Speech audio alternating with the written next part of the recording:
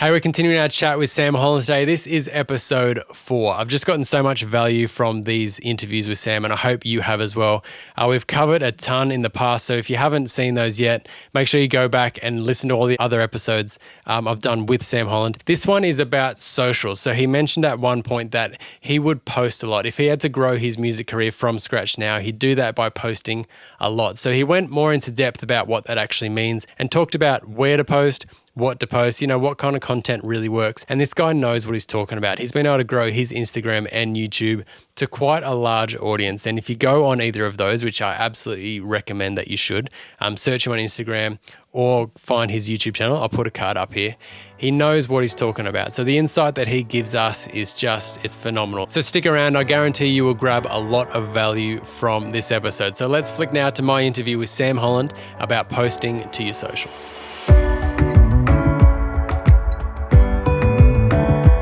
I want to talk about the posting a lot thing because these points are like so in depth on their own. So because I've noticed when I say post a lot, I've noticed some people post on their Instagram stories too much. And for me, if I see more than like 3 or 4 dots at the top, knowing that they've got more stories, I'm like, can't sit through all that. Yeah. Whereas if it's like 2 or 3 and it's all valuable stuff and I enjoy that content, I will watch it. So I'm very conscious about how many stories I put up a day. So that's one thing, making sure that it's not just a plug for yourself all the time. Look what I'm doing. I've got this, go and buy this CD or buy the album, download the album or whatever, because people switch off. Yeah. They want to get value, don't they? So they've subscribed to you or they follow you for a certain reason. So you've got to find out what that reason is. And this is, again, looking at the stats. Or even just asking people that comment on your stuff a lot or that talk to you a lot and say, what is it about, like, why did you follow me in the first place? What is your favourite type of content that you see from me? And what do you want to see more of? And I'm trying to apply it to the music. You might post a segment of a drum track that you've been playing, and then you could post how to play it, for example. And people might like both. They might like just the tutorial things. So it's about listening to your audience and what they like that you already do. Or, again, the other people that you follow, why do you follow them? What do you like? And if I did the same thing, would you watch it or not? And then you've got to decide then, is that me? Is that what I want to do on my channel or on my page? Or am I just going to stick to what I want to do? Because I know there's things that other people are doing in the same realm as what I do. But if I did it, it wouldn't be right. Yeah. And it wouldn't work as well. But you've got to test things.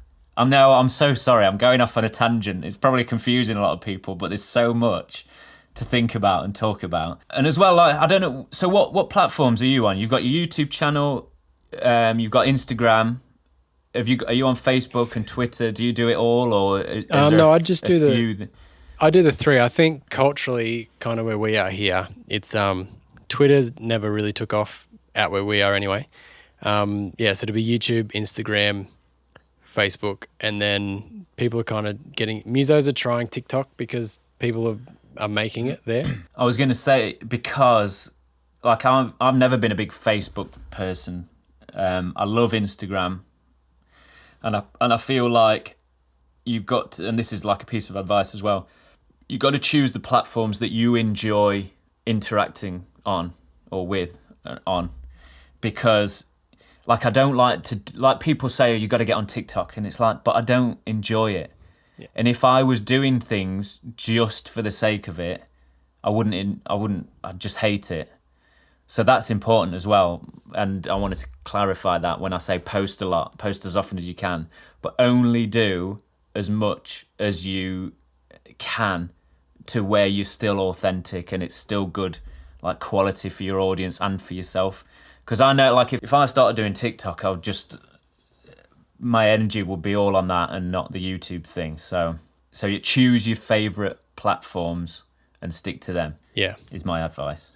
No, that's solid advice, and it's. I don't think it's ever going to work to just go crazy everywhere. I think even if you crack the TikTok algorithm, and you got, I don't know, a couple 100,000 views or something, what is that actually going to mean for your music? Like how are you then turning those views into fans? And I think that's something that Instagram and YouTube can do. Like, you could become a subscriber or you can follow, but you really need to get people there. So if you're just posting things and they're getting massive views and they're exploding, but nobody's buying tickets to your show, or nobody's actually going on Spotify and streaming your stuff, or signing up to your mailing list, or any of those things, if it's just views, so what?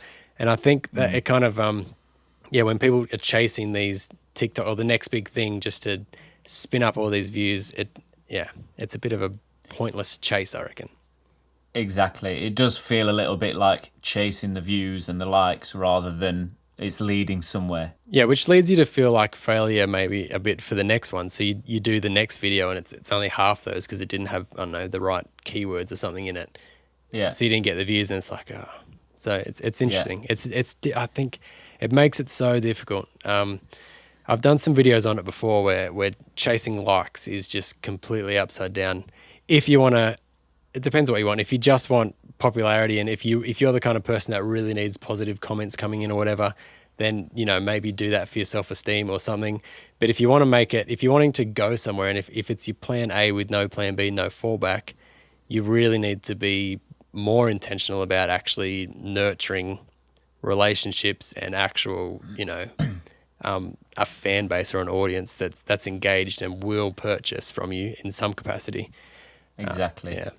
With that in mind, I'm trying to think, like, if I was still if the band was still together from before, Capel, what would we be doing differently now? I think, like, because back in the day we tried to get a few licensing deals. I think we got one with Lucasade at one point. I think one of our tracks was played on an advert or something like that. But now there's so many YouTubers that are looking for music and that use like licensing platforms like MusicBed and Artlist and Epidemic Sound. But if you can get one of your songs or tracks on a YouTuber's video, perhaps, and then get them to link it in the description, you might get loads of views and fans from that way. So there's so many opportunities now where you can get your music placed that it wasn't like that before. And it's as easy as just reaching out to that person and saying, can you put our song on your video? Or can you use it might be a famous TikTok person, can you use our track on your next video, please? And you might get a load of hits from that. So in your experience, are people paying for this? Like, is it something you say, is it worth money for the, does the artist pay the influencer in that scenario? That depends. Like, if you're just up and coming and you're an artist, a solo artist, and you might not have a budget at all, it's worth asking if they can just play it for you. Like, maybe they like the song. Do you like the music? Would you like to use one of the tracks, and would you be kind enough to put a link in the description? And if there's anything I can do for you, let me know. And you'll either get a yes or a no. Some people might want to be paid for it, and you can either decide whether it's worth it or not. There's a lot of factors, and I guess you could ask, like, has anybody given you music before, and how many like followers did that lead to for them, and how much? You've got to decide how much that's worth, if it's worth anything or not. So yeah, there's loads of things you could do now, really, isn't there? Like, for example, I could put one of your tracks in my videos and then put the link in the description, or pop your name up on the screen, and you might get, I don't know, you might even, with my size audience, you might get 10 people come and see you, and that 10 people might stay with you for life, or they might buy tickets and whatever. So you don't know. You never know. 100%. And I think what's great about that and all the algorithms and everything that we're in is those 10 people are probably going to be a similar type of person that would actually go through and click it and like that song.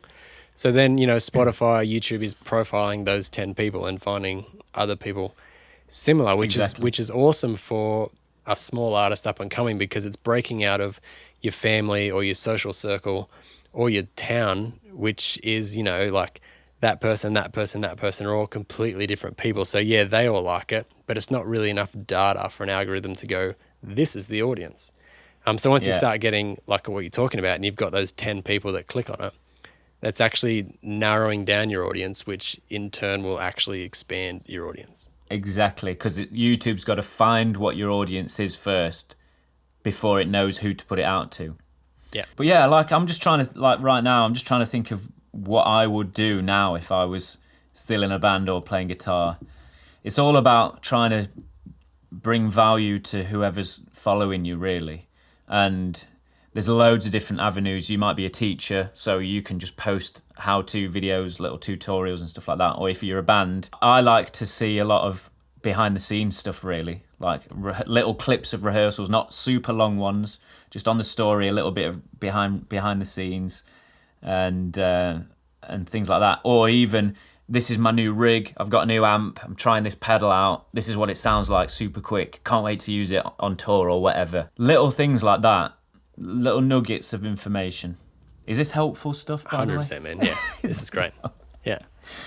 It's good to get a different perspective because, I mean, you've kind of pivoted into a different space, but it's still similar in that you're still about audience and you keep using the word value, which I think businesses understand that, you know, you've got to bring value, but what a business is doing is they're trading that value for money. So people are actually purchasing that value. You know, whether you're a plumber or something, you value the guy that knows how to fix the pipes or whatever. But as musos, we can sometimes only see ourselves as artists. So we chuck out this music and just expect everyone would like it. But if we can kind of pivot to what you're talking about, where we go, I've actually got something valuable for you, you know, whether that's showing your amp rig or whatever, even just entertainment. Like I love sitting down. I can easily watch music videos for like 2 hours straight because I get value from them. You know, it kind of moves me, it triggers my emotions, and I think that's really important for humans. But yeah, I think, what do you think about that? It's kind of difficult for people to maybe recognize art or entertainment as sort of that value. Yeah, 100%. That is, I think, I always forget, but there's like 3 categories, aren't there, why people subscribe or follow you. And it's like to learn something, to be entertained, and something else. I forget the other one. And you've got to think what it is, which one it is. And I guess music is the entertainment thing. Unless you're a teacher, then it's education. But there's loads of things that you can do. It doesn't have to just stop there. Like you say, it's like, here's my amp rig. And that could be entertainment, or it could be learning. Like, oh, right, so that's what Sam uses to get that guitar sound.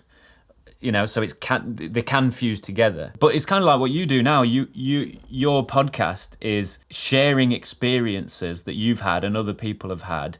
And that's entertaining and it's educating people. So when I used to listen to a lot of bands and I used to love watching their music videos, like you said, I used to like watching their live videos, but also in the studio. So if like somebody put something out where it's like, right, we are writing an album, this is day one, we're in the studio, this is so-and-so's idea, this is how this song started to begin with, and now we're just adding the drum track. This is what it sounds like. Imagine doing that every day, just a little clip every day for 30 days or however long it takes to do the album. I would love that. I would watch every single one. So I guess it's just about finding ways of bringing whatever your viewers want and for the reason why they started following in the first place. Yeah. And trying to be creative with however you can bring them value. Yeah. Oh, this is awesome, man. I think this is really good. I think the perspective that you're bringing, I think will really, people will really gel with this. It's cool. We've kind of pivoted. I hope it's making sense. In my head, it makes sense, but no, it's coming across. I hope it's coming across well. Yeah. There's just so much to talk about. That's the thing. Oh, 100%. Nice one. Well, it's been a pleasure. Hey, well, thank you, Sam. We're going to leave it there for today. Just so appreciate it, man. The value that you're bringing to this channel is just so golden. So thank you so much for that. If you're getting a lot of value from this, make sure you subscribe. I've got one more episode to go. We're talking about music videos next week and kind of the shift that Sam's seen in video content. And once again, videos is his jam, so who knows what he's talking about. If you haven't seen the previous episodes with Sam, check those out. They're all full of wisdom. And I've just so appreciated him coming on this channel and helping us out with his knowledge. So make sure you subscribe, send him some love, follow him on his socials and his YouTube channel. Make some music this week, and we'll talk again soon.